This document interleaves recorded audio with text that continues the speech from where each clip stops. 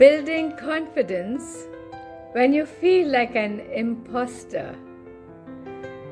This one is going to speak to so many people, especially women, creators, and anyone stepping into new or bigger spaces.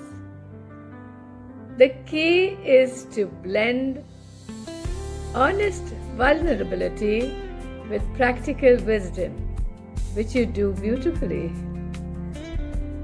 Have you ever achieved something, a new role, a big opportunity, or even just being seen in a new way? And instead of feeling proud, you felt like a fraud? Like you were pretending to be someone you're not, and at any moment someone would find out. That feeling has a name. It's called imposter syndrome.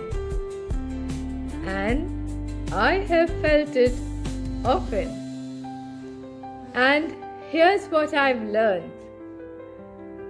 Confidence isn't something you either have or don't have. Confidence is something you build, even when that voice of doubt whispers in your ear. When I first started putting myself out there, whether it was speaking, creating content, or just showing up in spaces I didn't feel quite qualified for, I would constantly question myself. Who am I to be doing this? What if I'm not good at it? What if people find out I'm not as smart or capable as they think? And the wild thing is, no matter how many people said, "You're doing great," it never fully quieted the voice in my head. Why? Because imposter syndrome doesn't care about your achievements. It feeds on your doubts. But confidence is built in the moment when you show up despite these doubts. Here are 3 key shifts that helped me build confidence. 1. I stopped waiting to feel ready. One of the biggest lies imposter syndrome tells us is that we need to be more experienced, more polished, more perfect before we deserve to take up space. But here's the truth. You get ready by doing. You become confident by showing up, messy, and learning on the way. The people you looked up to, they didn't wait until they felt ready. They started before they felt fully qualified, and they figured it out on the way. So if you're waiting for confidence to arrive first, it won't. You go first. Confidence follows. The second is, I used to think I needed 10 years of experience and a fancy title to speak on something.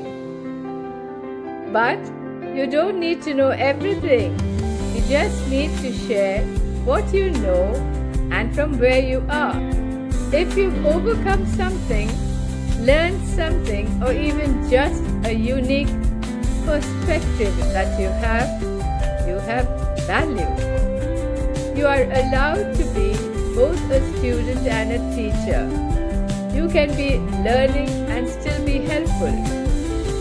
Once I accepted that, I stopped to prove I was an expert and I focused on being authentic. Third, your brain is great at remembering your failures. It's less great at holding on to your wins. So I started started keeping a confidence file. Messages from people I helped, moments I was proud of, risks I took, even when I was scared. Every time that imposter voice crept in, I went back to the file. I saw my evidence. You've shown up, you've overcome, you've grown. Don't let your brain erase that just because fear is louder in that moment. Deeper truth, you are not alone.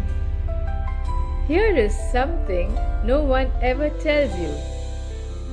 Even the most accomplished people feel like imposters sometimes. You are not broken, you are not weak. It's just your brain's way of trying to protect you from risk or judgment. But you don't have to let it stop you. Confidence isn't the absence of fear. It's choosing to act with fear in the room. The more you do the thing you think you can't do, speak up, show up, try something new, the quieter that voice becomes. So, if you're feeling like an imposter right now, let me tell you this. You are not pretending, you're growing. You don't need to be perfect to be impactful. You just need to be brave enough to go anyway.